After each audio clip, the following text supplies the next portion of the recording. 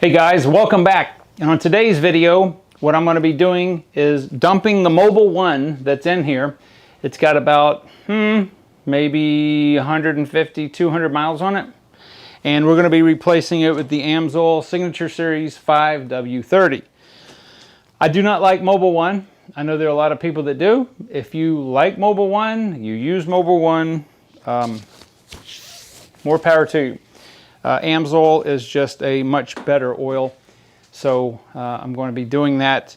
The truck was owned by a relative of mine, and that's what they had the dealer put in there. It's also got the factory Toyota filter. Interesting fact, this vehicle has had 30 oil changes. It was changed every 4,500 to 5,000 miles its entire life. And looking at the inside of the valve cover, it is, well, hospital clean. And most of that was with conventional oil. So if you don't do a lot of stop and go driving and don't abuse the length of time on your oil, well, it can look like that. However, I want to put the best that is available as of this date, which is, what is today? June the 12th, 2021. And I'm also going to be using the Amsoil EA filter. I don't drive probably 10,000 miles in a year, so this will be an annual thing. So most videos out there that you see on these Tundras, this happens to be a 2006 Tundra, are on the 4.7 liter V8, which I wish this was, but it's not. It's the 4 liter V6, and there's absolutely nothing wrong with this engine. It's just a V6. I'm not a V6 fan, but it is what it is. Most of these trucks were built with the 4.7 V8. So I am going to redeploy the camera and show you where the oil filter is. Conveniently, Toyota has placed the filter right on top. It is in an upside down position, which is not cool. However, Toyota put a nice little drain hole right here, because when you loosen this, there's going to be a lot of oil. Whatever's in the oil filter is going to drain in here. And right below here, which I will take the camera off and show you in just a minute, there's a little nipple, and you can just take a piece of hose like I got. It's actually, the inside diameter should be 3/8, and I don't have anything that size. So it's close. That's a little bit smaller, and I'm going to take a plastic water bottle right here, and I'm just going to shove that down in there like that, and just lay that right on the frame rail.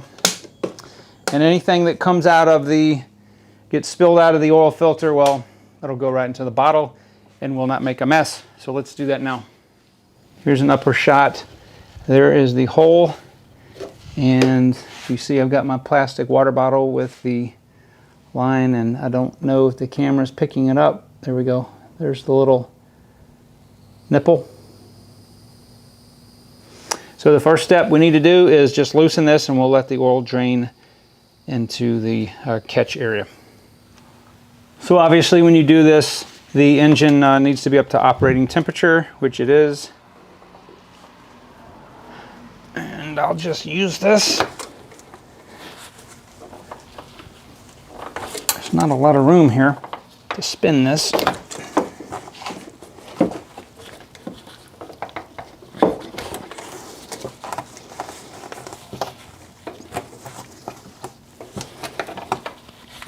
This filter's really hot.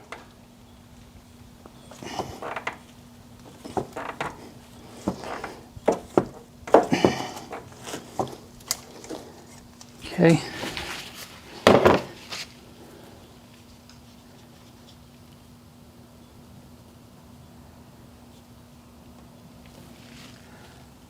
And that works nice. It's going right into the bottle.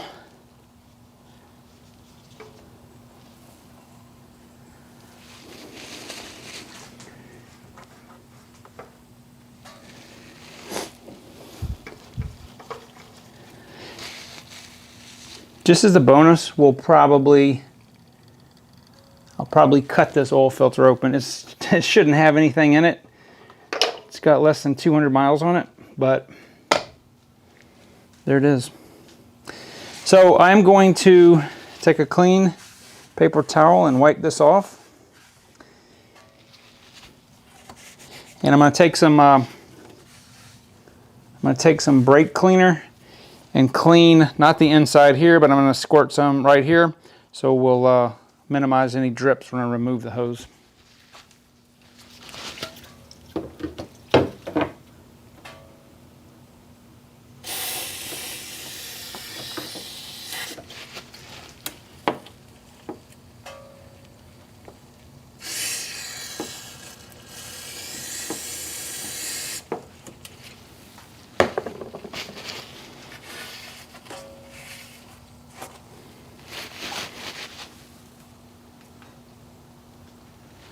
All right, so I'm going to take our brand new Amsoil filter. Comes wrapped in plastic. And I'm going to show you guys something that's a real pet peeve of me. Don't use the dirty oil to put on the new filter. Just take your new bottle, do like that. Make sure, obviously, you've got a clean glove on, and take some new oil and put it on your new filter. That's all it takes. Yeah, it may never do anything, but still, why do that? So I'm going to take one more little swipe here, and then we'll put our Amsoil filter on.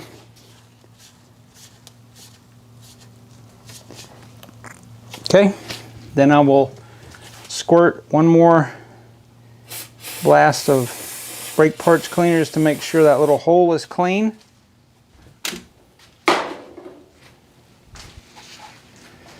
And once everything is done draining, I will go ahead and remove this hose. Okay. And then I've got the water bottle here. So that's about how much oil comes out of there. That would be dripping all over the place. Okay, so there's nothing left. So that's all it takes. All right, so before we go any further, I'm going to do a little spot test. Now again, there's absolutely nothing wrong with this oil.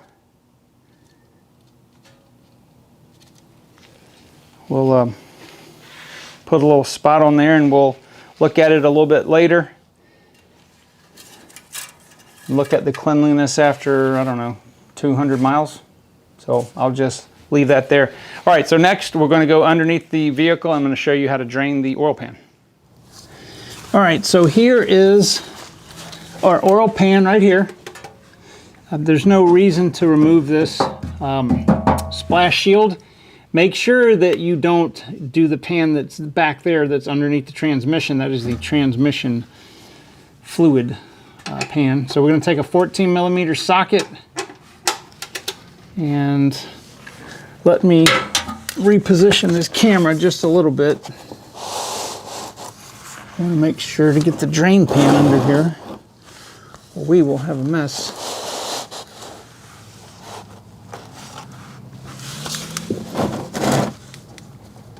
Okay, so I'm just going to loosen this. Oil is going to be very hot.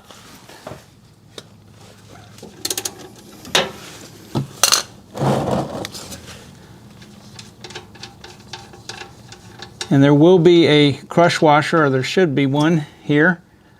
Yeah, that's hot. So we'll just let that drain. And if you want, you can remove the filler cap on the valve cover just to let out any air, or it may help a little bit.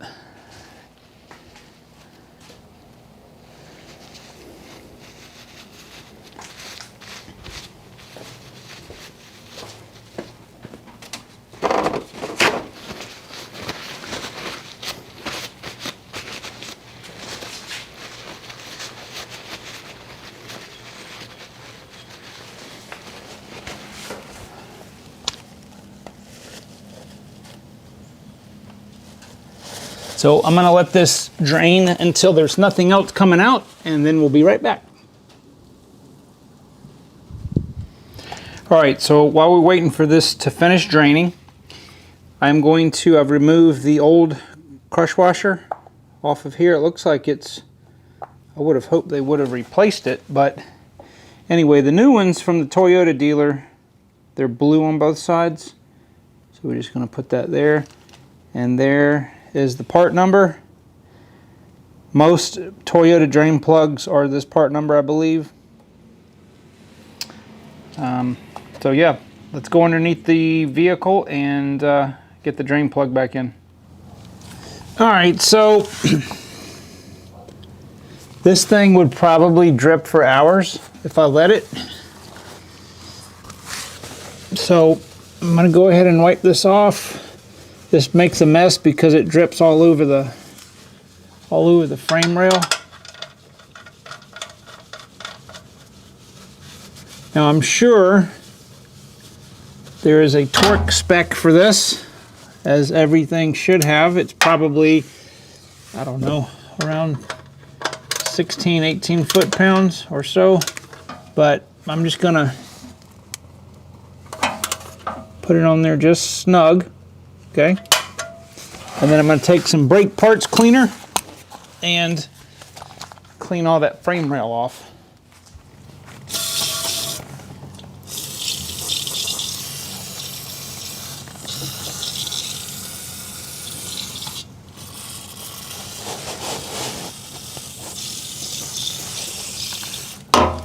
This is probably one of the easiest oil changes you can do.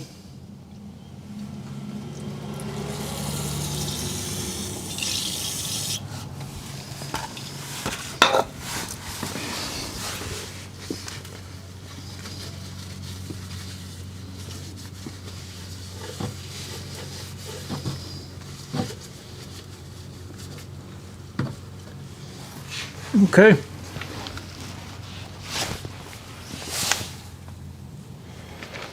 All right, so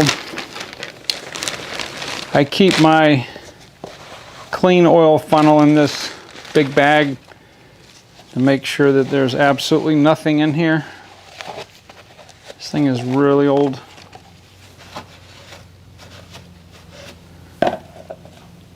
Okay, so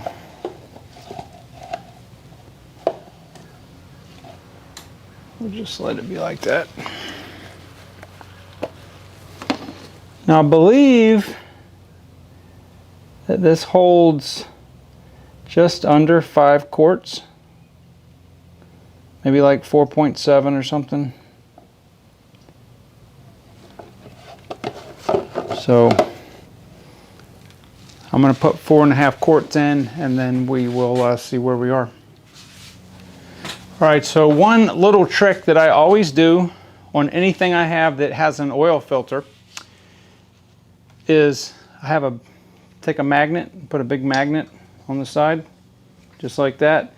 You will be amazed at what or how much of filings, and I say filings, it's microscopic, but you can see it. You can see the outline of what the magnet will actually collect. So let's go ahead and give it a start up. I put 4.5 quarts of the Amsoil in there.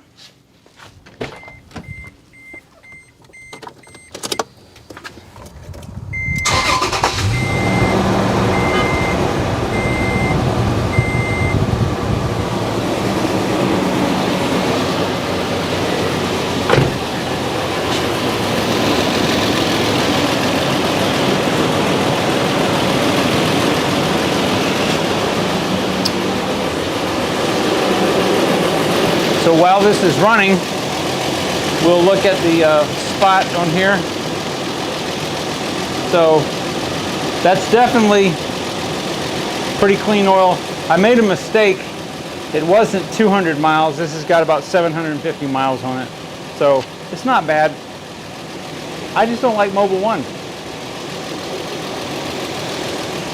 Can I hear a difference? No.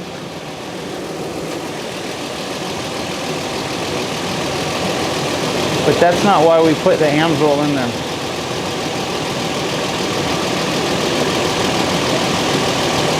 right, I'm gonna let this run. It's gonna get up to temperature. I'm gonna check the bottom, make sure there are no leaks, and then we'll wrap it up. All right, so we have absolutely no leaks. Everything is looking good, and the engine's running good, oil pressure's good.